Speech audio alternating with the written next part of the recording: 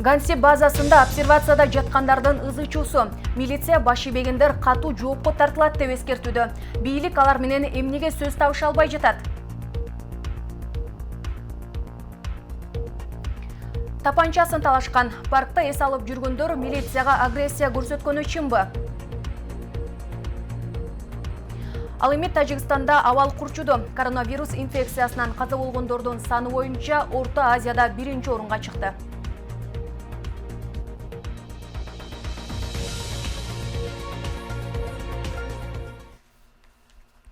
Күндүн башкы окуяларын тизмектейбиз. Аты жөнүм Айганыш Туратбек кызы. Кутман кечиңиздер менен. Кыргызстанда соңку бир сутка ичинде коронавирус жуккан 78 адам жаңы катталды. Алардын 43-ü Орусиянын Соль-Илецк шаарынан кайтып келген эмгек мигранттары. 3-ü Санкт-Петербургтан кайткан курсанттар. Калгандары Нарын облусунан 14, Ош облусунан 6, Ош шаарында 5-ü, 3-ü Бишкек шаарында, дагы 3-ü Чүй облусунда жана Жалал-Абад облусунда 1-ü. Учурда Санкт-Петербургтан келген биздин мекендештер бар, обсервацияда туруп ачкан. Кече 10 болгон, бүгүн дагы 3 учур кошулду. Ошол эле учурда Соль-Илецк шаарынан келген биздин мекендештер өткөндө 58 учуру алардын арасынан биз тастыктап чыктык эле. Өткөн суткада дагы текшерүү лабораториялык тастыктоо жүргүзүлгөн. Ошонун ичинен дагы 43 тастыкталган COVID-19 учуру бүгүнкү күнү катталып атат. Бул арада Ганси обсервациясында жаткандар ызы чуу чыгарып, мезиктерге кол салганы маселе жаратууда. Премьер-министр Мухамбеткалый Абылгазиев обсервацияга жайгаштырылган жарандарга кайрылуу жасады. Өкмөт башчы мекендештерди этап-этабы менен алып келүү иштери уюштурулуп, алар үчүн обсервация жайларында зарыл шарттар түзүлгөнүн белгиледи. Обочо кармалып жаткандардын нааразы болгону жөндөбү? Бийлик эмнеге алар менен тил табыша албай жатат? Датка Абдан кененирээк айтып берет. Чет жерде жатып зарыкканы аз келгенсеп Кыргызстанга келгенде обсервацияда камалып жаткандардын чуусу. Мурдагы Ганси базасындагы мындай чыр чыгаргандардын көбү Соль-Илецктен келгендер жаткан.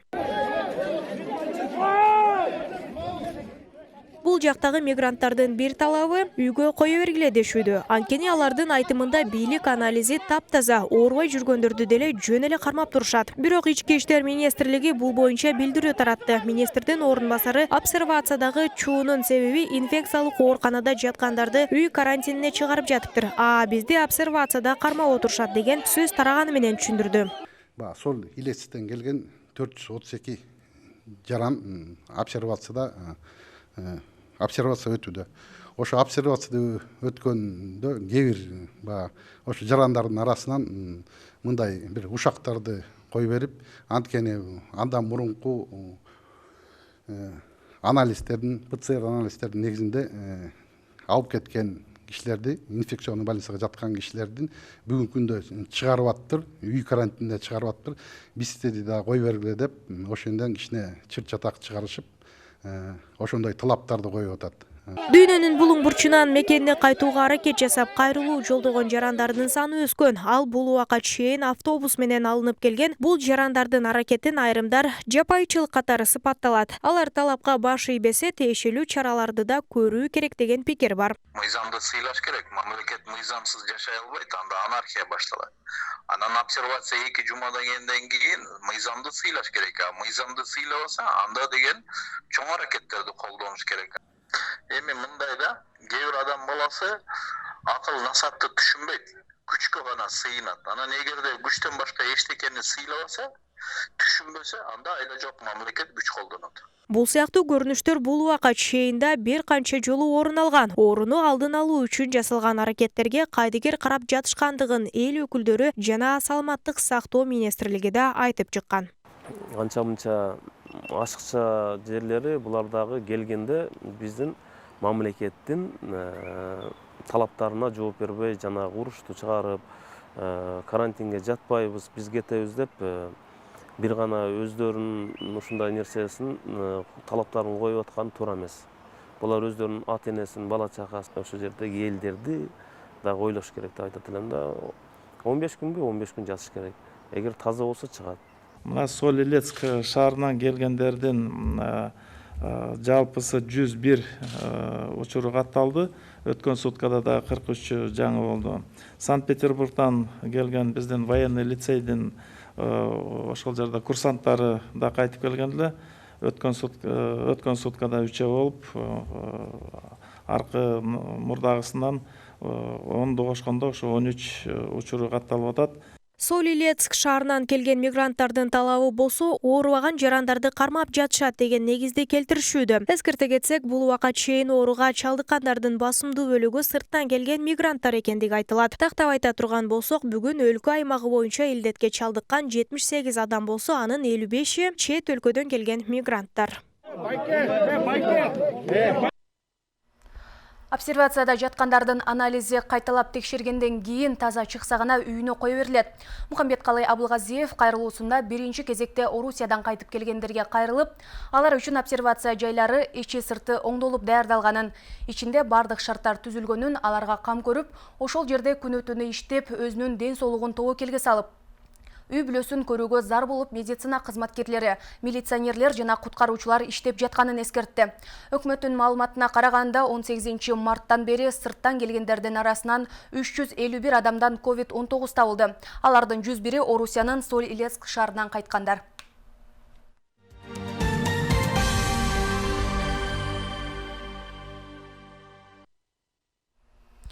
Ал эми Бишкек шаардык милициянын маалымат кызматы Чолпонбай Төлөбердиев атындагы паркта милиционердин асманга ок чыгарышы боюнча билдирүү таратты. Анда алдын ала алынган маалымат боюнча Кайгул милициянын инспектору Чолпонбай Төлөбердиев атындагы паркта адамдардын көп чогулганын байкаган. Алар карантин маалында санитардык эпидемиологиялык эрежелерди сактабай, кечинде коомдук жайда топтолуп коронавирус инфекциясынын жайылып кетүү коркунучун жараткан. Милициянын парктан чыгып кетүүгө берген эскертүүсүнө агрессивдүү жооп кайтарып, жаңжал чыгарышкан. Аны менен катар табелдик куралын тартып алууга аракет кылышкан. Аталган факт бейбаштык беренеси менен сотко чейинки өндүрүш ачылды.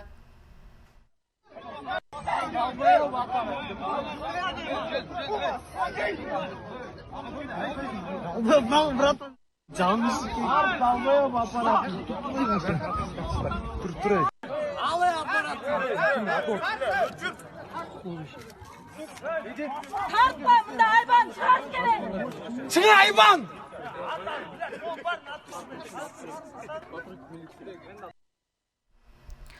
Карантиндин талабын бузган деген кине менен кылмыш жаза кодекси боюнча 10 кишиге сотко чейинки өндүрүш ачылды. Бүгүнкү күндө 28592 адам үй карантининде. Азыр 65 киши эреже бузуулар, жоруктар жана кылмыш кодекси боюнча жоопкерчиликке тартылууда. 36 тургунга санитардык эрежелерди аткарбаганы үчүн айып салынган. Калган учурлар соттук тартипте териштирилип, 30 000 сомдон 60 000 сомго чейинки айып салынары айтылды. Бишкектеги кафе-ресторандардын ээлери мыйзамды сактабай жатат. Ички иштер министринин орун басары Мирлан Каниметовдун айтымында, Бишкекте көңүл ачуучу жайлардын ээси кадимкидей ачылып, кардарларына эшигин ачкан. Милиция түнкү клубтун кожоюнуна 13 000 сомдук айып пул салган. Мындан тышкары арена деп аталган футболдук аянтчада иштеп баштаган. Ошто айдоочуну ашата сөккөн милиция кызматкери жумуштан алынганы белгилүү болду. Ушундай күндөрдө жергиликтүү тургундардын агрессияга туш болгондору көбүн эсе посттордо көп катталууда. Бул көрүнүштөн кийин Нур каналынын чыгармачыл тобу иш алып барып жаткан кызматкерлердин жумушу менен таанышып келди. Бүгүнкү күндө ошол өзүңүздөр көргөндөй эле өзгөчө алым салынып, өзгөчө кырдаал учурунда ошол жалпы эле жарандар менен ошол карантиндик посттордо турган кызматкерлердин ортосунда бир топ келишпестиктер болуп келет. Бул убакка чейин мына ошол өз антын берип, талаптарды так сактайм деген ички иштер кызматкерлеринин жалпы эле кызматкерлери коомду кандай тейлеп жатат? Бул тууралуу алдыда кененирээк сөз кылабыз. Каз-катар тизилген унаалар, алардын ар бирин кайда бараарын аныктоо күч кызматкерлерине жүктөлгөн. Бирок бул жумуш үчүн айрым жарандардын нараазычылыктары пайда болду. Кээ бирөөлөр тейлөөсүн начар десе, айрым жарандарга басым урулуу иретинде мамиле жасалууда дешүүдө. Негизи ушул күч кызматкерлеринин алып барып аткан жумушуна макул эмесмин. Эмне себептен? Эми булар ни за что да азыр эл каяка барат деп чоң иштей турган. Бул жерде азыр иштей турган эчтеке жок азыр. Эл өзүнүн иши менен жүрөт азыр. Биз безиңе зор акча таап келдим. Азыр анияктан келсе 300 сом менен келем азыр. азыр айта турган болсок, нереальный баягындай учурлар болуп атат. Карама каршы иштеп бирөөсүнө баягы мыйзам иштеп бирөөсүнө иштебеген учурлар болуп атат. Мен азыр өзүм да өз көзүм менен көрүп камерага тарткан учурлар болду. Негизинде ушул талаптарда иштеп атабы, мисалы эрежени сактап атышабы, өзүн тааныштыруу? Өзүн тааныштырган жок. Ага чейин дагы бул жактан тартып машинам азыр ачкан, өзүлөрү ачканга чейин барышты. Каяка кеттасың аны? Жеке коюп коюң да, жол. Тура берсин, ушул жерге гай тосту, ушул жерге токто. Майли. Группа келтат. Түшүндүңбү? Макул. Аты жаныңыз ким ака? Жакын күндөрдө социалдык тармактарда милиция кызматкери айдоочуну жана жанындагы жүргүнчүнү ашата сөгүп, коомчулуктун терс пикирине кабылган. Кандай болгон күндө да милициялар өз маданиятын жана жүрүм-турумун тейлөө маданиятын оңдоосу керек дешет юристтер. Бул боюнча атайын менимче тийиштүү азыр терс жүрүүлөр жүрөт болуш керек. Анын баягы өзүнүн чегинин, кызматтык чегинен чыккан орой мамилеси үчүнчү. Бул ар бир жарандын укугу, укуктары бул биздин башкы мыйзам менен бекемдеген. Эч ким ар намысына, беделине, абийирине шек келтирип, жаман сөз менен тилдөөгө эч ким укугу жок. Шаардык ишкер башкармалыгынын жетекчилик тарабынан түзүлгөн атайын комиссия жана ички иликтөө кызматы тарабынан жүргүзүлгөн комиссиянын чечимине ылайык аталган окуяга катыштыгы бар Ош шаардык ички иштер башкармалыгынын кызматкери кызматтан бошотулду. Андан сырткары ошол жерде турган Кыргыз Республикасынын ички иштер министрлигинин жол кыймылын камсыздоо башкы башкармалыгынын Ош шаары боюнча бөлүмүнүн кызматкерине дагы кызматтан бошотуу боюнча сунуш ички иштер министрлигине келтирилди. Ошол эле учурда айрым жарандар күч кызматкерлерине баш ийбегендик, бул мыйзамды тебелөөгө барабар деген пикирди карманып келишет. Ооруну алдын алуу үчүн жасалган аракеттерди туура кабыл алуу абзелдигин кошумчалашууда. Ал эми социалдык тармактарда тараган видеодон кийин бир кызматкер ИИМдин бетине көз түрттү дегенде пикирлердин саны көбөйдү. Албетте. Мындай дейт да, кыргызда бир макал бар да. Бир карым майды бир кумалга чиритет дейт да. Анан эч качан бардык элечи ушул укук органдары жаман деп айтууга бул эми мындай туура да келбейт, Кудайга да жакпайт. Бардык системада, бардык органдарда ушундай адамдар бар, ушундай кызматкерлер болот. Бул чоң баягы укук органдарынын беделин түшүрөт, албетте. Эскерте кетсек, бүгүнкү күнү Ош шаарына кирүүчү жолдордо карантиндик посттор иштеп жатат.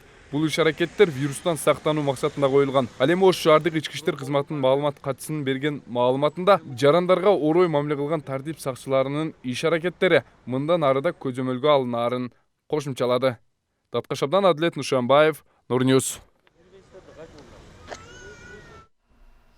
Ал эми Тажикстанда коронавирус инфекциясынан каза болгондордун саны боюнча Орто Азияда биринчи орунга чыкты.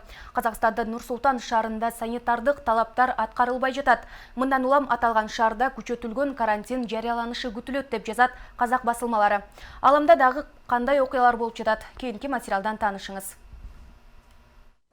Болгансандын чыгышында чалгын базасын бута калган жардыруудан кеминде 7 кишинин өмүрү кыйылды, 40 адам жараталды. Жангечти базанын кире беришинде өзү менен кошо жардыруучу заттар шыкалган аскердик унааны жардырып жиберген. Талибан кыймылы бул чабуул үчүн жоопкерчиликти алды. Жардыруу атайын даярдыктагы ондогон аскерлерди өлтүрүүгө багытталган деп билдирди. Орусиянын президенти Владимир Путин болсо, анын мамлекети дүйнөдөгү бир дагы өлкөдө жок куралга ээлик кыларын билдирди. Бул тууралуу Россия 1 телеканалындагы Москва Кремль Путин деген көрсөтүүдө айтты. Бул такыр жетиш болбой турган иш эле. Бирок биз аны ишке ашырдык. Мындай ийгилик бекем пайдалуу жок илим болбосо, илимий мектептер болбосо, инженер адистер болбосо ишке ашмак эмес, деди Путин. Орусия курал иштеп чыгаруу жагына дүйнөдө АКШдан кийинки 2-нчи орунда турат. Ал эми Кытайдын Израилдеги элчиси Дувейдин сөөгү Тель-Авивдин четиндеги үйүндө табылды. Бул тууралуу BBC кабарлады. 57 жаштагы дипломаттын өлүмүнүн себеби расмий түрдө жарыялана элек. Бирок Израилдин 12-чи каналы элчи табыгый себептерден улам өз жумушу мүмкүн деп жазууда. Ал эми BBC болсо ошол учурда эске салды. Тагыраагы 15 майда АКШнын мамлекеттик катчысы Майк Помпео Израилге болгон сапарында Кытайдын коронавирус менен күрөшүү кадамдарын сынга алган жана дал ушул көз жумган элчи Дувей ага кескин жооп кайтарган эле. Анда Помпеонун билдирүүлөрүн абсурд деп атаган.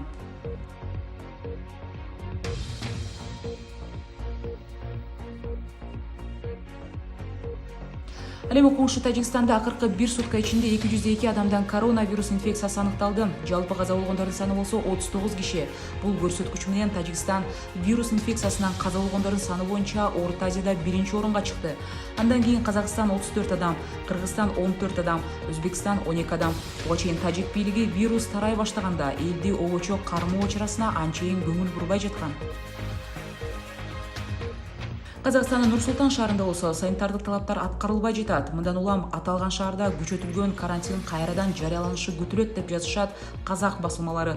Учурда санитардык талаптарды аткарбаган айрым курулуш компаниялары, дүкөндөр, ресторандар, кафелер жана башка ишканалар жабылууда. Эрежелерди аткарбаган мекемелердин иши санитардык эпидемиологиялык талаптарды аткарууну күчөткөндө гана кайра жанданат деп билдирүүдө жергиликтүү бийлик. Amazon.com негиздөөчүсү жана башкы директору Джефф Безостун байлыгы 2026 жылы $1 триллион ашышы мүмкүн. Иликтөө жүргүзгөндөр Нью-Йорктун фондулук биржасындагы эң кымбат 20 компаниянын базар баасын, 25 бай адамдын байлыгын талдаган. Ушунун негизинде Безостун компаниясынын таза активи эң биринчи болуп $1 триллион жетет. Бул 2026 жылга чейин туш келет деп жазылат.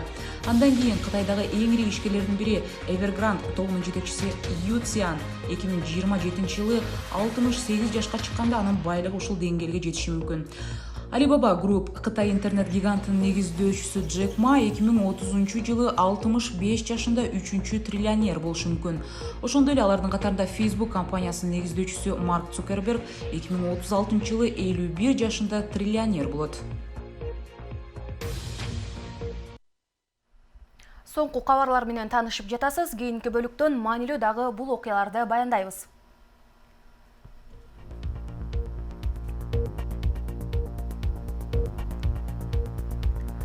Бүгүнкү күндө туризм тармагы дүйнө жүзүнгө зыянга учурап жатат. Быйыл ысык көлдө сезон кандай болот? Социалдык тармактарда жарыяланган маалыматтын көзөмөлдөп турушун каалайсызбы? Учурда интернетти контролдоп туруу сунушталууда.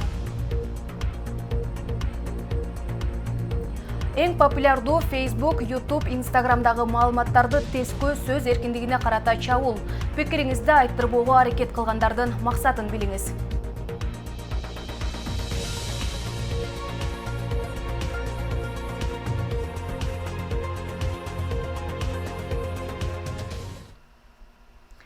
Парламентте 2 депутат интернетке көзөмөлдү күчөткөн мыйзам долбоорун талкууга койду. Анда интернет колдонуучулардан баштап сайттын кожоюндарынын, интернет провайдерлердин укук милдеттери жазылган. Эгер мыйзам бузулса, сотко чейин деле жаап салса болору айтылат. Бирок бул демилге дароо сынга кабылды. Активисттер интернетте ар ким өз оюн айтууга укугу бар дешүүдө. Ильяс Анарбай уулу бул долбоордун артында эмне бар экенин билип көрдү. Гүлшат Асылбаева менен Айнур Осмонова иштеп чыккан маалыматты манипуляциялоо жөнүндө мыйзам долбоору реалдуулукта интернет колдонуучулардан баштап сайттын кожоюндарынын, интернет провайдерлеринин укук милдеттери жазылган. Жаңы мыйзам долбоору 9 беренеден турат. Анда колдонуучулардан баштап сайттын кожоюндарынын, интернет провайдерлеринин укук милдеттери жазылган. Мыйзам бузулган учурда сайттарды ыйгарым укуктуу органдар сотко чейин эле чектей алат. Мыйзам долбоорунун максаты соц тармактардагы жалган маалыматтардан коргонууну камсыз кылуу. Маалымат жайылтууда интернет провайдерлер менен колдонуучулардын укуктары менен милдетин жана буларды жөнгө салуучу органдын функцияларын аныктоо экени айтылат. Бирок бул жазылгандар ар бир кыргызстандык ой пикирин эркин билдирүүгө укугун чектеп жатат деген ойлор айтылууда. Айрым юристтер болсо шайлоону утурлай интернетте үгүттөө курч болорун билип туруп, ушундай ооздуктоонун амалын издөө катары сыпатташат. Мыйзам долбоорун демилегелеген адамдардын интернет жөнүндө түшүнүгү жогу байкалат да. Анткени бир дагы өлкө азыркы күндө интернетти өзүнүн мыйзамдары менен жөнгө сала албайт. Анткени интернеттин ушул өзгөчөлүгү ошода бул бүткүл дүйнөлүк уюл, бүткүл дүйнөлүк тармак. Ошондуктан бул мыйзам эч кандай натыйжага алып келбейт. Тескерисинче ошондой мамлекеттик органды түзүүгө, ага атайын программаларды сатып алууга же иштеп чыгууга мамлекеттин абдан көп каражаты кетип калышы мүмкүн. Ошондой эле журналисттер коомдук уюмунун төрагасы Марс Тулегеновдун пикиринде мындай мыйзам долбоор жалпыга маалымдоо каражаттарынын ишмердүүлүгүнө терс таасирин тийгизерин кошумчалады. Мыйзам долбоору боюнча айта турган болсок, бул албетте ЖМКлардын ишмердүүлүгүнө деги эле жалпы жонунан айта турган болсок сөз эркиндигине чектөө катары кабыл алынып жатат. Мисалы ошол интернет провайдерлер, интернет түйүндөгү сайттардын ээлери деп атат да. Анда булар сөзсүз түрдө ошолордун чыгымдарын ошол мыйзам долбоорунда чыгымдарын көрсөтүш керек болчу да. Мисалы бул мыйзам долбоору ишке ашырууда кандай кадамдар жасаш керек жана ошол кадамдар кандай чыгымдарды алып келет. IT адистеринин айтымында мындай долбоорду биздин өлкөдө ишке ашыруу техникалык жактан да каржы жагынан да мүмкүн эмес. Анткени ар бир интернет колдонуучунун өздүгүн аныктап, анын баарын жоопко тартуу ал өтө татаал процесс. Ильяс Анарбай уулу, Өзкүн Жыроев, Нурньюс, Бишкек.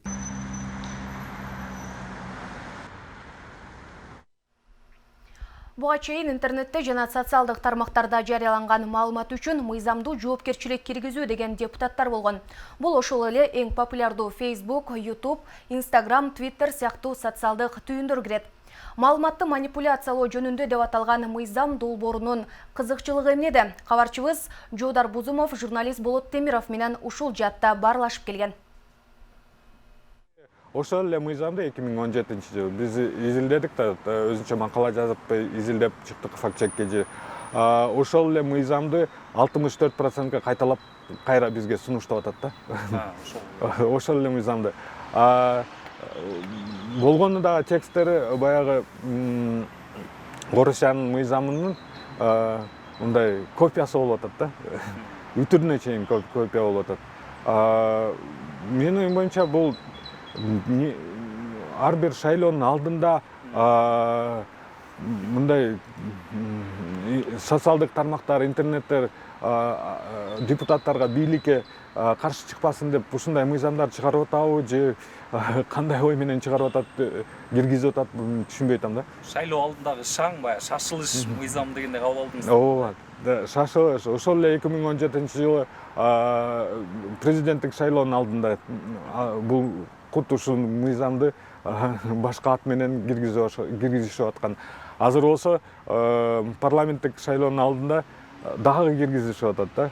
Ушул социалдык тармактар бийликтин бийликке аябай орчулук болуп атабы деп мен ойлойм, аны түшүнүп бийлик эптеп мыйзам аркылуу, күч аркылуу элдин ой пикирин, элдин күлөнгөнүн басам деп ойлойт да. Болот мырза, ушул жерден да суроо берип коелу. Азыр эле биз бул материал даярдап жатып, ошол мыйзамдын авторлору болуп жаткан Айнура Осмоновага байланышка чыгып, анда пикирин алып аракет кылдык да. Ал айтып атат, бул азыркы учурда фейк аккаунттар көбөйдү, бирөөнү каралоо максатында иштерди жүргүзгөн, анан жанагы ушул коронавируска байланыштуу учурунда дагы жалган маалыматтарды тараткан адамдарды оздуктоо деген таристе өзүнүн оюн, пикирин түшүндүргөндөй болду да. Алардын айтып аткан жүйөлөрү бир жагынан туура эмеспи? Ошол эле фейк аккаунттарды бул мыйзам менен жаба албайсың. Ал менен түздөн-түз ошол социалдык тармактар менен иштеш керек. Мындай мыйзам кабыл алып туруп, эртең фейк аккаунттар жоголот деп туура эмес. Бул мыйзам ишке кирсе, кайрадан бардык эл бекинип, өзүнүн фейк аккаунттарды ачып, кайра фейктерге айланып кетишет. Анда аларга жоопко тарта албай каласың да.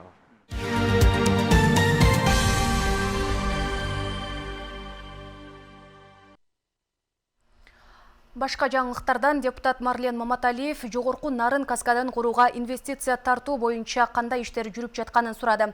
Маалыматтарга караганда, жогорку нарын кестер каскадына байланыштуу эл аралык соттоо экспертиза аягына чыга элек. Кыргызстан Камбар-Ата бир кеси менен жогорку нарын кестер каскадын курууга 2012-жылы Орусия менен келишим түзгөн. Ага ылайык Камбар-Атаны Интеррао ишканасы жогорку нарын кестер каскадын Рус Гидро курмай болгон. Бирок иш создугуп 2016-жылы Кыргызстан макулдашууну бир тараптуу денонсация кылган соң Орусия курулушка $37 миллион сарптаганын билдирген. Аны төлөп берүүнү талап кылып, эл аралык сотко кайрылган. Бажы аймагынан аткезчилик жолу менен бараткан товар кармалды. Ал Баткен облусуна караштуу Кадамжай районунун Марказ айылында тургуну башкарган унаа табылды. Жогоруда көрсөтүлгөн транспорт каражаттарынын жүк бөлүгүн текшерген учурда мамлекеттен мыйзамсыз ташылып келе жаткан жалпы 14 000 килограмм кургатылган жемиштер жана автоунаа табылган. Кармалган товардын орточо базар баасы менен биргеликте 2 миллиондой каражат деп эсептелди. Ош облусунда 33 өнөр жай ишканасын жандандырды. Жол кыймыл коопсуздугуна көзөмөл кылуу кызматы Ош облусунун башка облустар менен чектешкен Өзгөн жана Ноокат райондорундагы 2 постто күчөтүлгөн тартипте иш алып барып жатышат. Бул посттордо 2 нөмөт менен 89 кызматкер иштеп жатат. Мындан тышкары Кыргыз-Кытай чек арасындагы Эркечтам бажы бекети иштеп жатканына байланыштуу жүк ташуучу автоунаалардын айдоочулары үчүн 76 орундуу обсервация даярдалган. Жүк ташуучу автоунаалардын айдоочулары анализдерин тапшырып, текшерүүдөн өтүүдө. Күнүн билдирүүсүнө караганда, ушул бизде 57 өнөр жай ишканасы болсо, анын учурда 33 ишке киргендиги, ал эми 11 21-ден ушул майыч иштей тургандыгы айтылган. Анткени бул райондордо түзүлгөн комиссиянын чечими менен карантиндик санитардык абалга жооп береби, ал жерде нормалар сакталып жатабы деп жеринен көрүп, уруксат берилгенден кийин иштейт. Мындан сырткары бизде азыр учурда 4 ишкана токтоп турат. Июнь айынын алгачкы күндүгүнө чейин бардык ишканалар ишке кирет. Бул маалда коронавирус пандемиясына байланыштуу быйыл Ысык Көл облусу ички туристтерге басым жасайт. Бул тууралуу облус башчысы Акылбек Усманалиев онлайн маалымат жыйыны учурунда айтты. Айтымында былтыркы жылы Ысык Көл облусунун аймагына келген туристтердин 83% өзүбүздүн өлкө ичинен келген туристтер болуп эсептелген. Бул көрсөткүчтү эске алуу менен биз быйыл басымдын бардыгын ички туристтерге жасайлы деп турабыз, деди облус башчысы. Бул өтүп бараткан күндүн башкы окуялары болду. Көңүл бурганыңыздар үчүн ыраазычылык билдиребиз. Кайрадан эфир аркылуу амандашканча саламатта калыңыздар.